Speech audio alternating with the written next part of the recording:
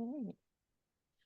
Um, so hello everyone, welcome to this evening's webinar on inflammatory arthritis in young adults. My name is Jess. I'm from Arthritis Queensland, New South Wales, and I'm very excited to have Dr. Amy Kelly here to present this webinar.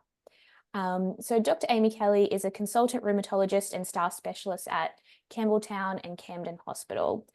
Amy completed her rheumatology training at Concord, Campbelltown and Liverpool hospitals and has developed experience in a variety of general rheumatological conditions.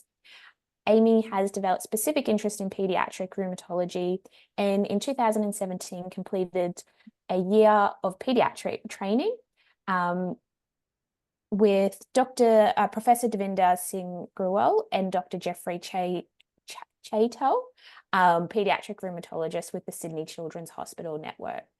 Amy is also currently completing a PhD through the University of Sydney on juvenile, and you may correct me, Amy, dermatomyositis. Dermatomyositis, that's right. Yeah. So Amy consults privately in regional New South Wales and in 2003 established a paediatric rheumatology clinic at Campbelltown Hospital and continues to see both adult and paediatric patients in private practice. So I will hand it over to you, Amy, and feel free to take it away. Thank you, Jess. All right, I'll just share my screen.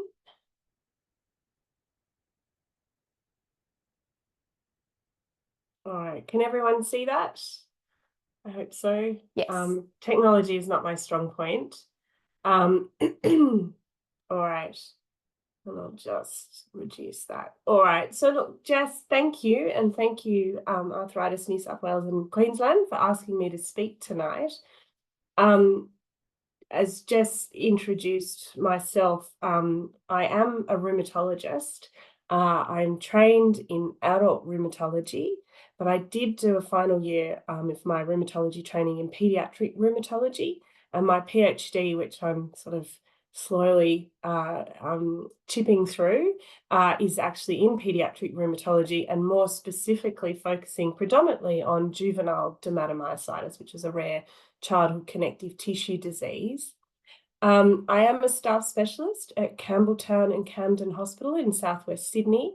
I have multiple adult clinics that I run there, and I also established a pediatric rheumatology clinic there in early 2023. And I live regionally in regional New South Wales, and I also run a private consulting rheumatology service in southwest New South Wales, in which I see adult and pediatric patients as well. So that's a little bit about me. And as Jess said, please feel free to ask any questions as we go along. I'll do my best to answer some of them as we go. Otherwise, we can leave them for the end. All right. So I guess, when I was first asked to do this, I was thinking, oh, okay, lots to cover here. It's a big topic. There's lots of facets to what we're going to talk about tonight. So obviously I can't sort of go into a huge amount of detail with it, but I'm happy to answer any questions via email at a later date or at the end of the presentation. So we're going to talk specifically about medications currently, treatment options in 2024. Then we're going to move on to talking specifically more about sex, contraception, and family planning. And then we'll also touch on briefly transition services in adult rheumatology and in pediatric rheumatology, and smoothing that transition from being a pediatric patient to an adult patient. And then we'll briefly summarize and talk about some ongoing challenges and how I think that can best be addressed. All right. So just briefly, I'm going to talk predominantly here about juvenile arthritis, or JIA, juvenile idiopathic arthritis.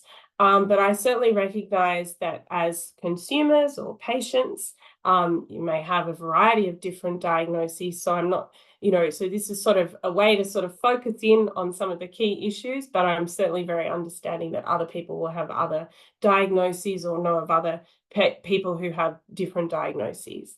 So just as a background for JIA, there are a number of 5 classification subtypes of JIA. They are oligoarticular, which tends to be 1 to less than 4 joints involved, polyarticular, which is more joints than that, essentially, and enthesitis-related arthritis, which tends to affect predominantly the entheses, which is the tissue of the tendon that can attach to the bones.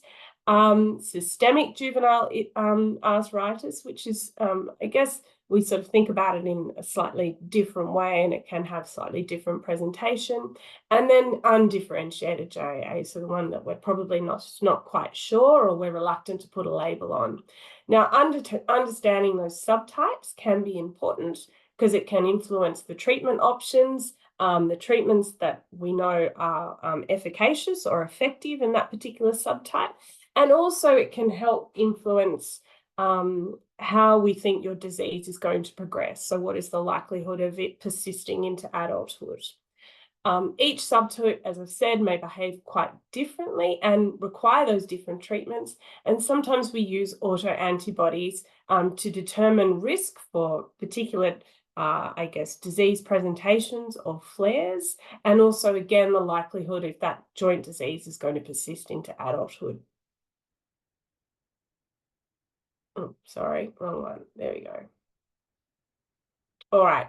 So what is the treatment like for juvenile arthritis, and indeed, rheumatoid arthritis and other inflammatory arthritis in 2024? Well, the reality is it's actually as good as it has ever been. So, I think, decades ago, and certainly, more than 40, 50 years ago, our patients, a JIA, or a diagnosis of rheumatoid arthritis, was, to be frank, quite a grim diagnosis. People developed terrible deformities, there was multi-organ involvement, and it had a significant impact on your life. Currently, we just don't see those severe outcomes happening as frequently as we used to. So, and I've probably noticed even this, in my career over the last, 10 years or so, that, the treatment landscape has really improved dramatically the outcomes for our patients. So we're really not seeing those severe outcomes, and it's actually a really positive thing. And in fact, often in adult rheumatology, we'll say to our patients who come in with osteoarthritis, look, I'm really sorry, but, you'd almost be better off if you're diagnosed with rheumatoid arthritis, because the treatments I can offer you are perhaps more effective than what I can offer you for osteoarthritis. So when we talk about treatments, and I talk again specifically about juvenile arthritis, first-line treatments are steroid joint injections. So I'm not sure what your experience or knowledge of the treatments are, but certainly joint injections with steroid in children is first-line treatment, as well as anti-inflammatories also. And that's sort of the beginning of the treatment blocks, I guess, that we gradually build on if we're not able to push that joint disease into remission. And then you may be aware that we then, if there's multiple joints involved, that it's not feasible to inject that many joints, or we're not getting good control, or other symptoms are developing, such as eye involvement, then that's when we may have to introduce what we call DMARDs, or disease-modifying agents. And these can range from, certainly, I guess, probably the most common DMARD we would use in both pediatric and adult rheumatology would be methotrexate. We can use that in an oral form or a subcutaneous form. We may or may not do that for various reasons, for ease of administration, or to reduce side effects. And then other DMARDs, such as sulfasalazine, you may be familiar with as well, and probably less common in pediatrics, leflunomide. There are some others that are less common, but certainly when we're talking predominantly about JIA, and I'm talking probably about a typical presentation of either oligoarticular or polyarticular JIA, then, methotrexate, leflunomide less commonly, and sulfasalazine less commonly are sort of our dominant DMARDs that we use. And then if we get to the point where the disease is not responding to those treatments, then we move on to more targeted therapies. And you may have heard the concept of biologics or biological DMARDs. Increasingly also in JIA, there is targeted synthetic DMARDs, so that's the TS DMARDs or the B DMARDs. And these are what we call highly specialized targeted immune therapies. So they target a specific part of the immune system that have been shown in studies to reduce the activity and the inflammation associated with these joint diseases. Generally speaking, these medications are very expensive. They can cost, anywhere between $10,000 to $30,000 a year per patient. The government is generally happy to pay for that, but you have to meet certain criteria. So it has to be prescribed by a rheumatologist, and you have to be reviewed within usually a 3 to 6 month period, and at the very least 12 months. And often, although the landscape has changed in the last couple of months, the initial treatments we need to send off applications for, but moving down the track and increasingly, which is good news for us and for our patients, we're able to provide streamlined authority prescriptions for those now, which has made a big difference. But they're a little bit, it's not something that we can generally prescribe off the bat. And the routine would be that it has to be an application to Medicare. So lots of treatments available. There are various graded steps in our treatment, and it really depends on how your disease is progressing, how active it is, and how refractory it may be to our first-line treatments. But certainly things are looking good for treatment of JIA in 2024. All right. So what are some of the issues with treatments? And I think when I talk about issues, I'm talking specifically about issues for young people and those people that are in their teenage years, adolescent years, and moving into young adulthood. Okay. So as you may know, if you've been prescribed any of these treatments or you know someone who has, they can take a long time to take effect. So generally speaking, these medications won't work in a day or two, okay? So it's not like a painkiller like Panadol or even Nurofen, for example, for a headache. It can take weeks, if not months, to have a full effect. So, and often our reviews and the frequency of our reviews are based around how long we're going to see an impact of that particular treatment, okay? Often they may have quite tricky regimes, so you might be getting a tablet once a week with another tablet followed the day after to prevent side effects. You may have to receive injections once a fortnight, once a week, once a month. Quite different regimes, which when you're busy at school or studying for exams or at university or trying to hold down a job, or indeed moving all over the place because you're a young person and you've got a new job, or you're moving to a different university or a different TAFE or whatever you're doing, it can really be quite an impact on trying to remember these sort of sometimes tricky regimes with medications. All right. The other issue we have with some of these is obviously side effects. So, in some people, they will experience side effects. There are some side effects that, that are quite, very uncommon. They're very unlikely to happen. But unfortunately, there are some side effects associated with these medications. And sometimes that can be hard. And we might sometimes see these side effects with the initial few weeks of treatment that generally dissipate over time, and sometimes they don't. So all these things can impact on a young person's ability to remember, to want to take the drug, and therefore to assess if it's actually helping their joint disease. We know that it's really important that we push the joint disease into remission. And we know that it's really important to do that as early as we can in the disease course, okay? So when we make a diagnosis of JIA or even in a young adult rheumatoid arthritis, we're really focused on getting the patient or the consumer onto the most effective drug treatment as soon as possible, okay? And then we're wanting to maintain that remission as well. And often we will be asked, well, how long do I need to be on this medication? And The short answer is that it's quite controversial and it's open for debate as to how long each specific subtype of JAA or joint disease will need to be treated. Okay. And so often as a rheumatologist, and certainly I do, we sort of go by our feel. Okay. So if I see someone present with really florid disease, I'm probably going to say to them, look, I really want to see you really stable with no changes on your bloods and no clinical detection of active inflammation in your joints, probably for anywhere between 18 and 2 years before I want to start winding back some of your treatment. Okay. Now, some other rheumatologists would argue with me, oh, well, that's, I'd probably do it at 6 months. Well, that's fine. So the short answer is there's no clear answer. And guidelines are sort of currently being developed around this issue.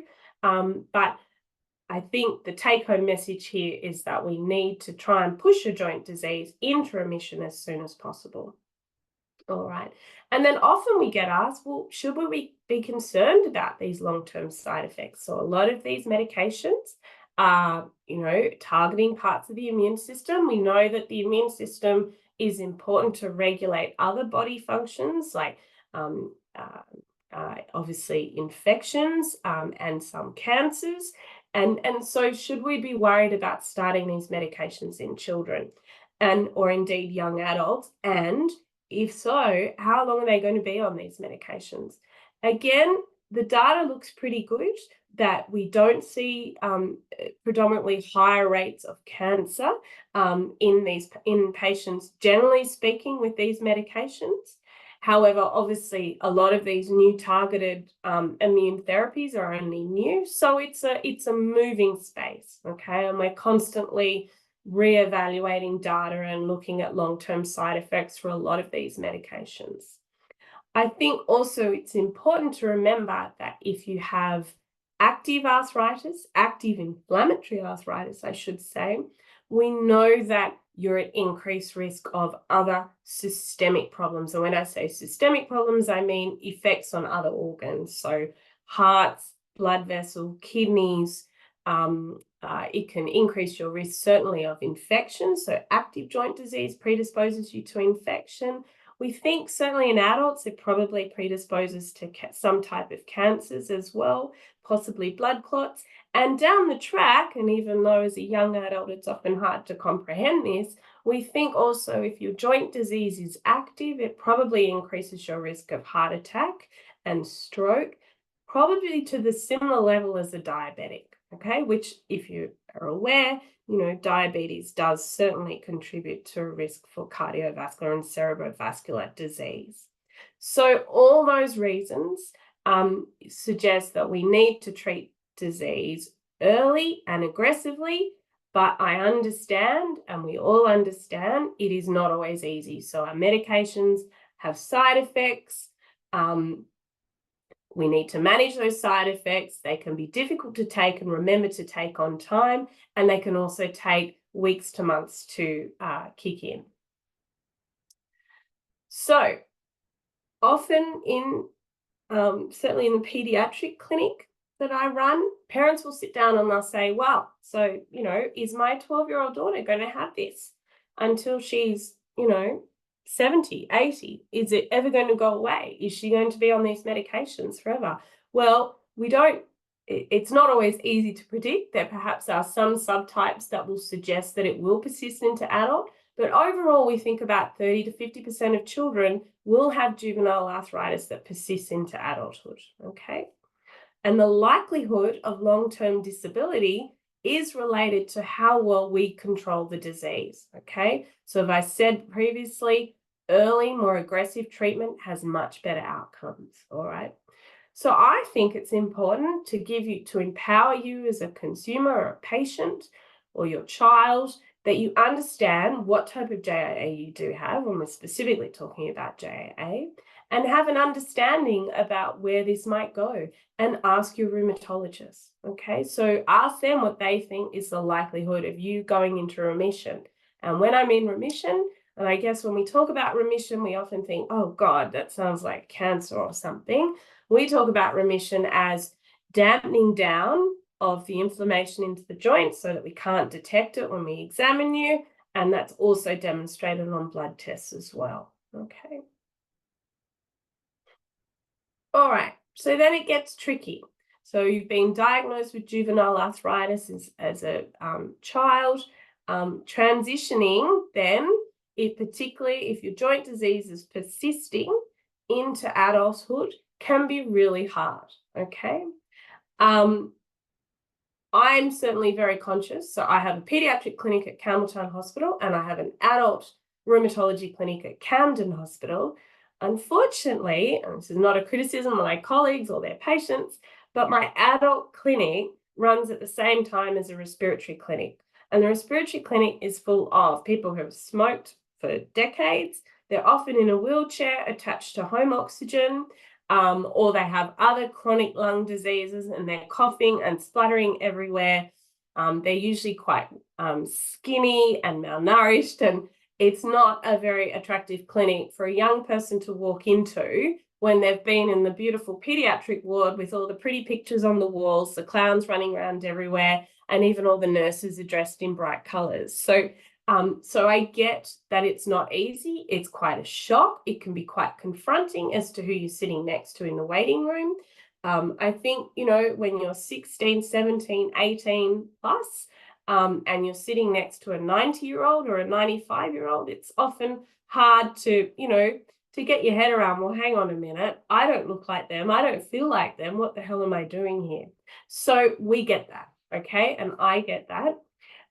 Adult doctors sometimes are not as, not as friendly, I suppose, but, and certainly when pediatric patients come and see me in the adult clinic, all my trainees are adult trainees. So some of them may never have done pediatrics at all as junior doctors. The last time they did pediatrics might have been at medical school, and that might have been more than 5 years ago. So, we address this as best we can. So I think we as a profession need to understand that, we need to adjust how we behave and how we interact with our patients, depending on their age and where they come from and what their previous experience of their healthcare has been. The buildings often, unfortunately, for adult medicine are not as nice, okay? So governments seem to push a lot more money into pediatric buildings, so everything looks nicer, cleaner, brand new. Whereas certainly my Camden clinic, it's a much older building, it's dark, there are no windows, you can't see outside. Services, unfortunately, also may be more limited. So I find, Sydney Children's Network has, great support with allied health. And I think this is an important point as well. Often with JIA, we might find that by the time the patients are moving into an adult clinic, they have burnt out disease. So you might have chronic bony changes. So it's what we would call secondary osteoarthritis, where the inflammation has been treated. You may or may not be on any more medication, but you're left with the mechanical issues in the joints. That may require, for example, physiotherapy or even occupational therapy. And it can often be really hard to get those services in adult land. Certainly in my experience, I find that the pediatric system is better set up for managing that and understanding, again, young people. Physios are great and fantastic, but they don't often see young people who have had JIA, who now have secondary osteoarthritis in both ankle joints, for example. They may be more used to seeing, a morbidly obese, 60-plus-year-old man whose ankles are just, quite frankly, worn out. So I think allied health services are often limited, and that can be challenging as well. I also get that, you may have seen your pediatric rheumatologist since you were 2, and, they become part of your life. You have a great relationship with them. They've almost, they know all of your family. They know everything about you. They know how you were at school. They know what sport you liked.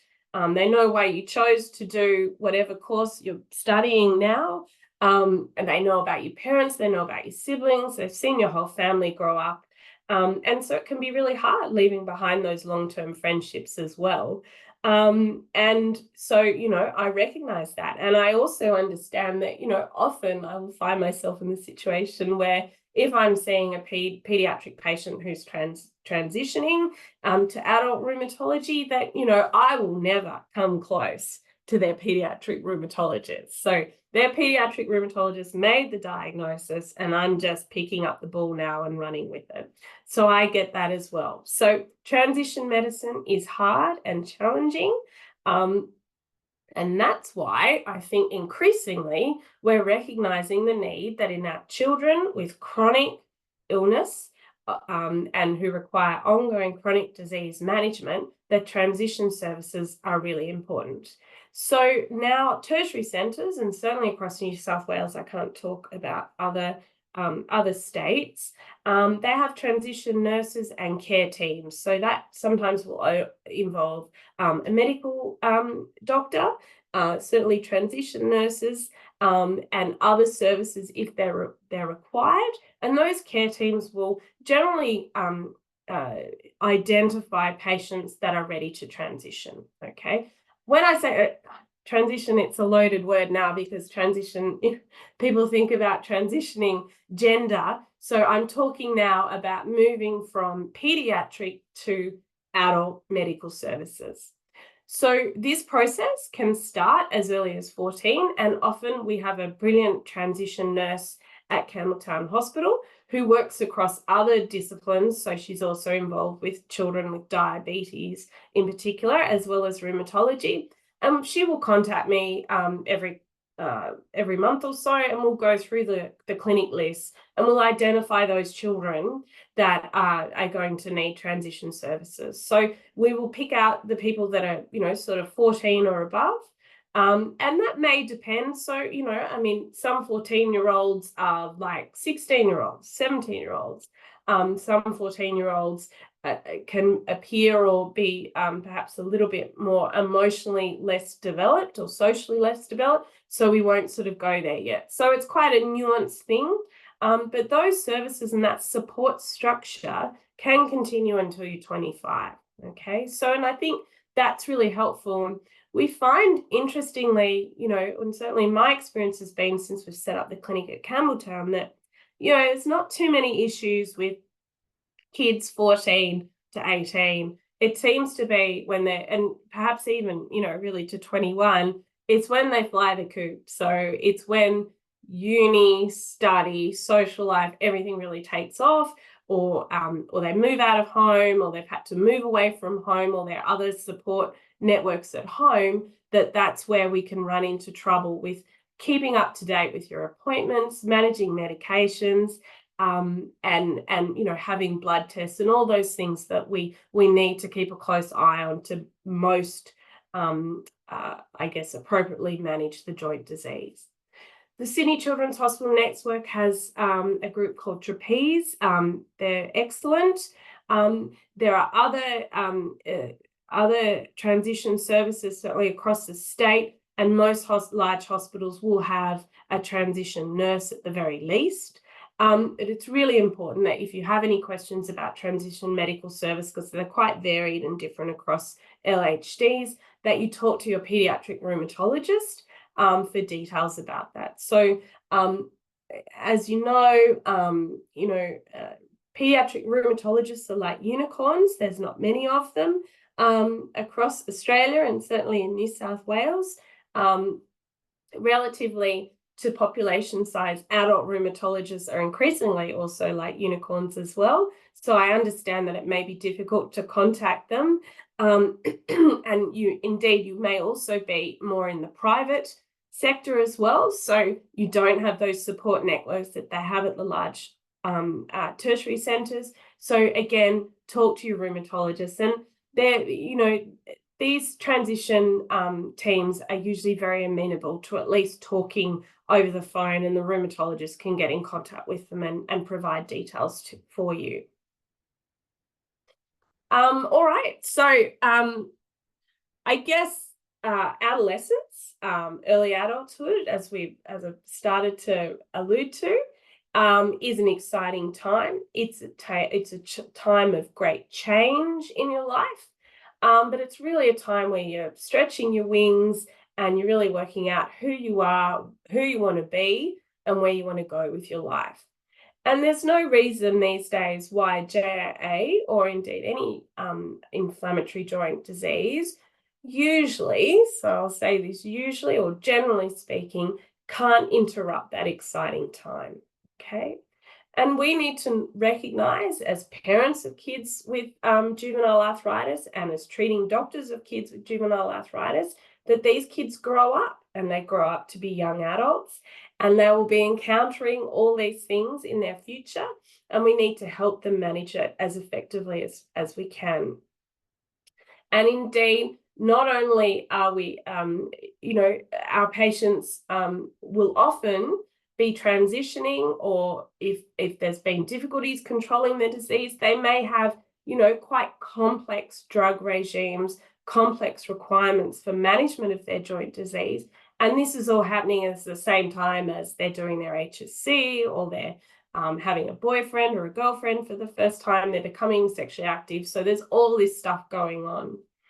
So, I think certainly I recognize, and all my colleagues recognize, that, it's completely normal that these children or these young adults may be wanting to be sexually active. They're going to drink alcohol, and, there's nothing wrong with that.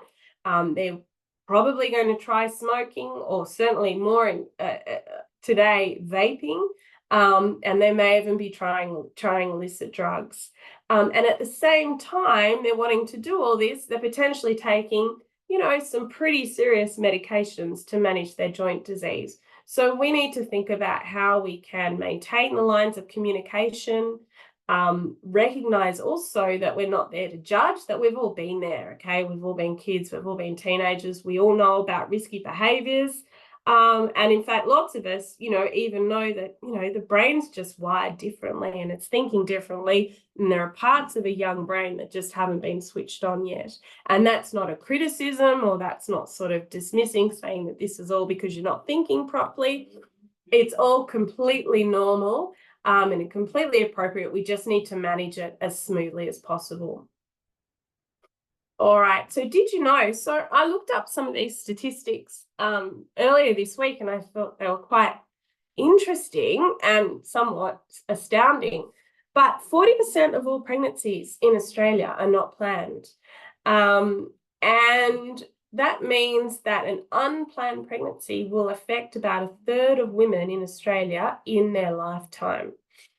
Interestingly, also, unintended pregnancies are not always a consequence of sex without contraception, okay? And of those unintended pregnancies who were taking contraception, 74% of those were on the oral contraceptive pill, okay? Which I found extraordinary, but I suppose not surprising, again, when you're having to remember a tablet every day. Almost half of the women who experienced an unintended, I said that unintended pregnancy were using contraception, and young women. So our patients under the age of 25 were more likely to have an unintended pregnancy than women over the age of 25. And I don't need to explain to everyone that unintended pregnancies, particularly in young women, particularly indeed in teenage years or early 20s, can have significant social, physical, and probably in JIA also, potentially, if you have, difficult to control disease, it can have significant health effects as well. I'll just check the chat. There's a question there. Okay, all right, so I might leave that one to the end, if that's all right, Sandra. All right.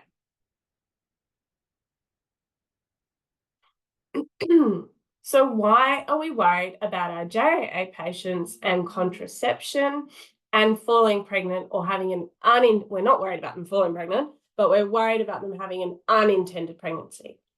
First and foremost, some medications that we prescribe, in fact, quite a few of them, should not be taken in pregnancy, okay? So certainly methotrexate, for example, It is contraindicated, or it's not to be taken during pregnancy, or indeed if you're wanting to fall pregnant. If you fall pregnant, you need to stop it immediately. And the reason is that some of these medications, including methotrexate, can cause potential fetal abnormalities, so problems with the baby. They can also cause spontaneous miscarriage as well. So we like to avoid that, obviously, and that's why we recommend that all our patients who are of childbearing years and are sexually active, that they have some form of reliable contraception. And I'll talk a little bit more about that down the track. If you do fall pregnant, it's not, oh my God, my baby's going to have two heads. It means that first you stop the medication after you've discussed it immediately with your rheumatologist, and you may require closer monitoring during your pregnancy. Okay, so for methotrexate, for example, my practice and my colleagues is that you're referred to a fetal medicine unit for close monitoring for any issues that may arise with the pregnancy. As I've said, methotrexate, for example, will confer usually a higher rate of spontaneous miscarriage, okay? And as I've also said, to make very clear, if you do fall pregnant, methotrexate, you should stop immediately and inform your rheumatologist. If you fall pregnant and you're on other medications, generally speaking, most rheumatologists should talk about this. I'll talk about this in a few slides ahead, but other medications, you also should contact your rheumatologist immediately as well, okay? Sometimes we worry about medications in pregnancy like anti-inflammatories, so they're not recommended in the first and third trimesters. I think, these days we would tend to avoid all anti-inflammatories, including things like ibuprofen or Nurofen, throughout pregnancy, because there is higher rates of complications. That's not to say that it's all doom and gloom and that, oh my goodness, you can't have a baby if you have juvenile arthritis or rheumatoid arthritis. You absolutely can. And there are lots of medications that are safe. And your rheumatologist is very well practiced in managing women throughout their pregnancies who have rheumatoid arthritis and juvenile arthritis. Okay, so that it is not an absolute no-no. So we have lots of ways of getting around treatment interactions in pregnancy. You just must talk to your rheumatologist, okay? So if it happens, or even if you suspect you may be pregnant, so don't wait for a pregnancy test, communicate. Communicate with your rheumatologist and your treating team, and they'll let you know, they'll let you know what you need to do with your medications. All right. So as I said, why is contraception important in juvenile arthritis? Okay, as I've said, many of the drugs are not safe. Okay, so hormonal treatments are the best. Okay, so they're the most reliable, but remember, they don't protect against sexually transmitted infections, and if risky sexual behaviors potentially, so with more casual partners potentially, or not using any barrier contraception, can increase your risk of infections, which may actually be worse if you are taking immune suppressant medications. All right, so it's really important to think about, if I'm on methotrexate, I'm sexually active, I'm going to have some form of hormonal contraception, but at the same time, if I'm worried about sexually transmitted infections, I also need to be using some form of barrier contraception as well. So I think we probably as rheumatologists could be doing a much better job. So we recently had our national conference, and it was combined with the New Zealand Rheumatology Association in Christchurch about a month ago. And one of my colleagues, this is a particular area of interest for her PhD, and she actually did a study that reported only about 30%, and this is adult rheumatologists, are routinely asking their female patients of childbearing years if they are using appropriate contraception for the medications they're on. which I found quite interesting. And we did have a bit of a chuckle amongst all the pediatricians, and we thought that probably the pediatric rheumatologists were probably worse at this than the adult rheumatologists. All right, so who do you talk to? Well, for all contraception, GPs are the best at this. So I am going out on a limb talking about different forms of hormonal contraception. So your GP is your absolute first port of call, all right? Combine that with your rheumatologist and also understanding what your risk is on the particular medications that you're taking as well. For extra information, the Australian Rheumatology Association website has some really good information about pregnancy and your medications, and it talks about specific medications that you may be on and whether or not they're safe and what to do if you fall pregnant. I think the most important thing is that when transitioning, we're in teenage years, young adults, recognizing that teenagers and young adults are sexually active or will be sexually active, and it's no good talking about it in retrospect. So we need to plan ahead. So if you're a parent of a child with juvenile arthritis who's moving into their teenage years or early adulthood, talking about this with them beforehand, I think, is really important. Taking them, with yourself if they're comfortable, or on their own if they're comfortable with that, to your GP or the rheumatologist, and talking about their contraceptive options and what they need to do to manage their medications. So be prepared, and I think that is the key message. All right. So as I've touched on briefly before, this is not, no, you can never have a baby. You can certainly have a baby if you have juvenile arthritis, and you can certainly have a baby if you have rheumatoid arthritis and other forms of arthritis. It's something, again, that is quite specific to your particular disease subtype, and also how active or well-controlled your disease is on the medications you're on. You may need to plan in advance. So if I have a woman on methotrexate who tells me that she wants to have a baby, there are other medications that I will move her to, and she will need to have sort of a washout period potentially of some of those other medications that she may have been on before she can start trying to have a baby. So thinking about it ahead, thinking about it early, and planning and communicating is really important. We know certainly in rheumatoid arthritis that your fertility probably improves with better disease control. Okay, so sometimes we might be in the situation where a young woman might want to have a baby, but her disease is really not adequately controlled. So we might say, look, let's get your disease under control. You're still young. You've got time up your sleeve. Let's get it better controlled, and then relook at this in 6, 12 months, 2 years' time, and we'll go from there. So as I've said, your medications may need to be adjusted, but it's something that we can work with and we can work around. You just need to talk to us. So men with juvenile arthritis or men with rheumatoid arthritis, they can father children, okay? There is some medications that may affect the quality of their sperm, but generally speaking, men can safely keep taking most of the drugs that they may be prescribed if they're wanting to try and have children, okay?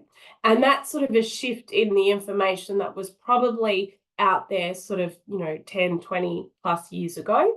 But, there's good data on this now, and that information sheet on the ARA website goes through all of this quite clearly. We know that better treatments, okay, so getting you on the right treatment, getting your disease under control, results in better outcomes for mum and babies, okay? So we can work around this. We're very well versed in working around having children, planning a family, planning pregnancies. We just need to know what you want to do. And I routinely ask my women of childbearing ages what their plans are. Even, I've had patients with, they're in their sort of mid to late 30s and they've had 8 children and their rheumatoid's under control or maybe not under control. And I'll ask them, do you still want another? And one day someone said, yeah, I want another baby. I was like, okay, all right, well, let's plan this differently. Let's look at these medications instead of this. All right. So keeping the lines of communication open is really important. All right, so when we talk about moving into adolescence and young adulthood, alcohol is going to come up, isn't it?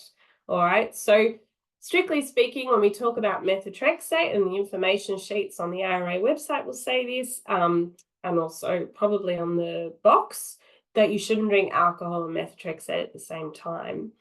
I think the reality is most of my patients probably do drink alcohol while they're on methotrexate. Certainly my adults do. Some drink too much and do run into trouble, particularly if they've got other causes of underlying liver disease.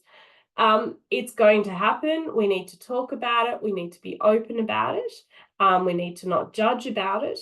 But I think we need to inform our young people that, look, probably safe drinking, you know, I can't sort of say strictly speaking, oh, one drink's okay, but certainly excessive drinking, binge drinking, which may also lead to risky behaviours such as sexual behaviours that may predispose to sexually transmitted infections, which can be a problem if you're immune suppressed on certain medications.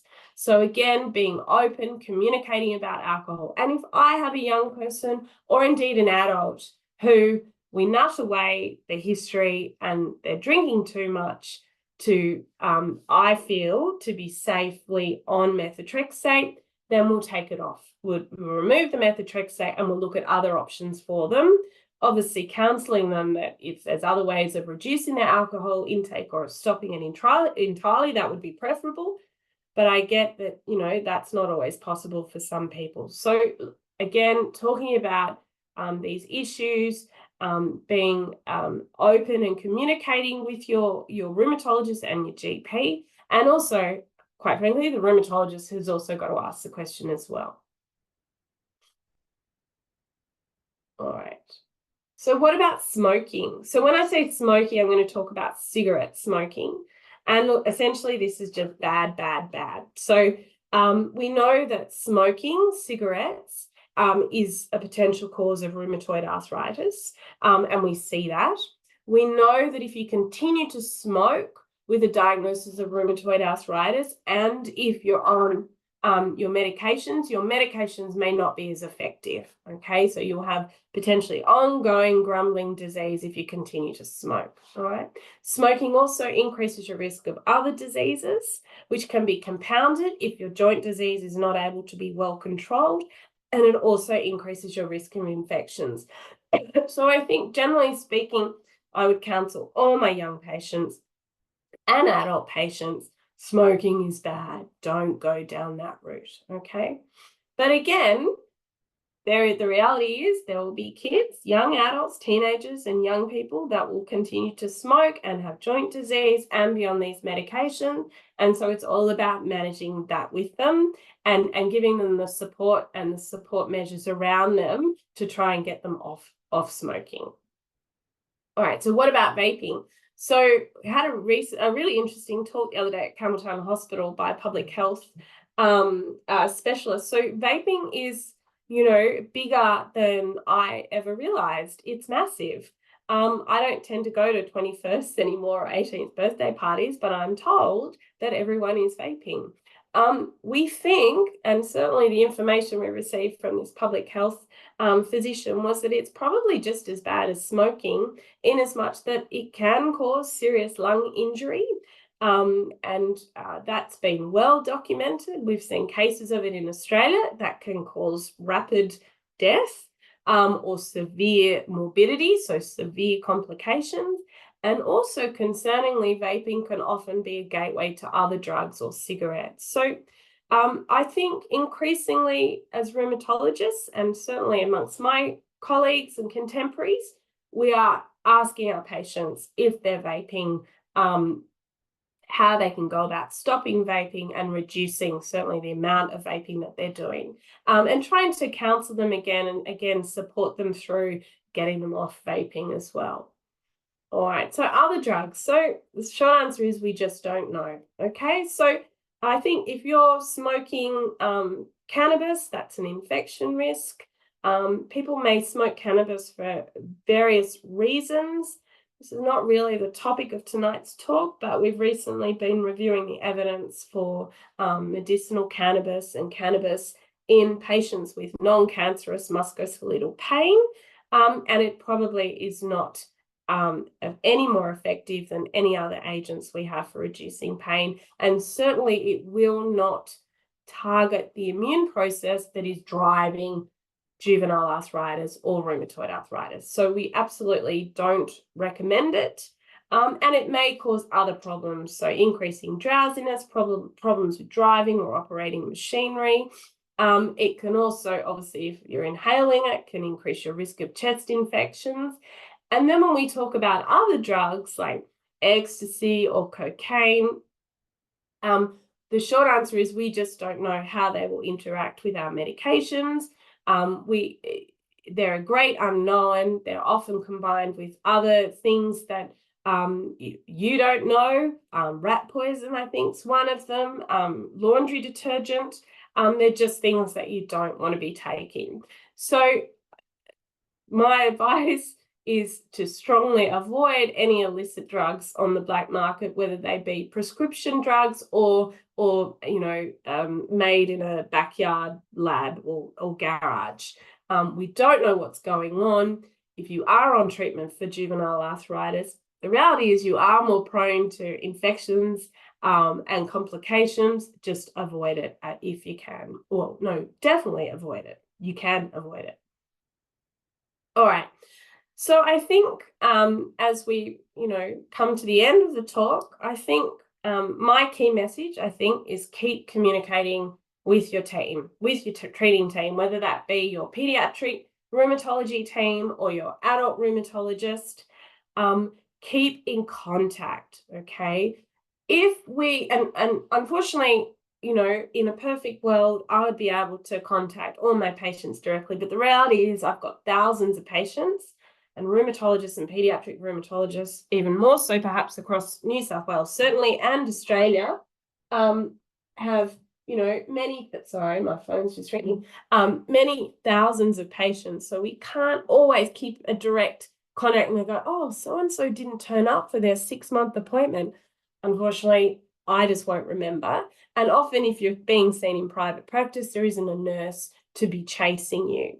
So I think keeping in contact, keeping your regular appointments, remembering that if you are on those more targeted immune suppressing medications that the government requires you to jump through a few hoops to obtain, you have to be seen by a rheumatologist within a 12-month period, or even if that drug's working, you may not ever get access to it again, okay? And that's heartbreaking. And we often, unfortunately, I've seen it before, young people, they were diagnosed with JIA, they were well treated with their pediatric rheumatologist. Around about the age of 19, 20, they sort of disappeared because life took over.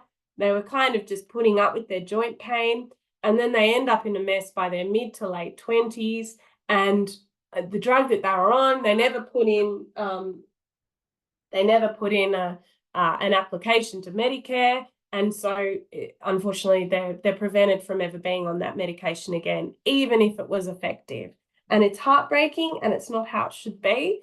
But it's because these medications and the costs of them, it's a limited resource, and you need to be always demonstrating that you've had a response to them.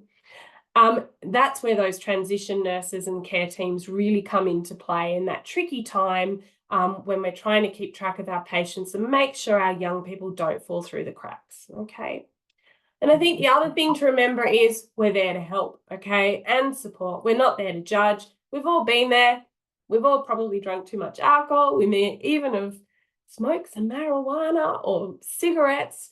So even those boring grey doctors that you see that look like they haven't done anything fun for an awfully long time, we've all been there. We all know what it's like to be a young person, a young adult, and we're there to help. The last thing we want is people to have bad joint disease that results in lifelong disability and functional problems, okay? So keep in contact, don't lose touch with us, we're all there to help. Okay.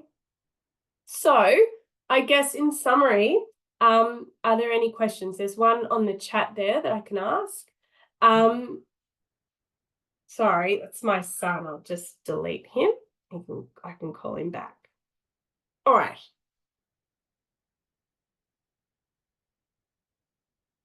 All right. So Marg, thank you. Just trying to see. How do I go back to that question that we had? Hang on. Did you want me? I can read it out to you. Would that be a bit Oh, there easier? we go. Yeah. Do you want to read it out? Maybe. Yeah. Yeah. So there was a question. So the poster asks, my family has 4 generations of RA. A daughter and a niece have inflammatory arthritis. Granddaughter has been diagnosed with fibromyalgia recently. Does this make her more likely to suffer from inflammatory arthritis, as her cousin and aunt also have CFS and fibromyalgia accompanying their RA? Okay, so Sandra, thanks for the question. So I can't really specifically talk about, I guess, too many specifics without sort of the information in front of me, such as blood results and imaging and physically examining your daughter. But my short answer would be no. A diagnosis of fibromyalgia does not mean that you're at increased risk of developing rheumatoid arthritis. Having said that, we do often see fibromyalgia or chronic pain sensitization in our patients with rheumatoid arthritis and other inflammatory arthritis. A rheumatologist sort of area, probably the most important thing a rheumatologist does when they assess a patient is really try and nut out pain and identify and characterize the pain and break it down into components. And often, when people have had pain for a long time, that pain will change over time. What was initially the pain that was initially presenting from rheumatoid arthritis, even though we treat the rheumatoid arthritis and that settles down, the patient can then go and develop pain associated with fibromyalgia. So a rheumatologist is really good at differentiating between those 2 different types of pain and therefore targeting the treatments appropriately. But the short answer would be, in your granddaughter, I would say no, she's not. I would suggest that your cousin and aunt, if they have rheumatoid arthritis, then that chronic pain potentially from that could predispose them to fibromyalgia or chronic pain sensitization. But certainly for your granddaughter, I wouldn't think that it's oh my gosh, she's going to get rheumatoid arthritis, okay? And I don't think that's the case. Are there any other questions? And if anyone did sort of want to, have an anonymous question, you can sort of direct it directly to myself or Amy in the chat as well. Or if you want to take your microphone off, you're welcome to ask anything as well. I mean, I didn't have any questions myself either, Amy. I think, like Marg has said, I think it was very informative and a lot of things that we don't always think of with arthritis generally in the adult population as well. Definitely a lot more considerations and things we need to be remembering to ask as parents and rheumatologists as well, and have those conversations. Yeah, look, I think just keeping the lines of communication open is really important. Keeping in touch. Don't lose touch with us. And also, sometimes we encounter this. Don't think you're going to offend us if you want to see another rheumatologist, okay? There's so many rheumatology patients out there. No one is looking for a lot of work, okay? I mean, we've got a lot of work as it is, which is fabulous. But don't think we're offended if you go and see someone else. The reality is there are people you will gel with and there are people you will not gel with.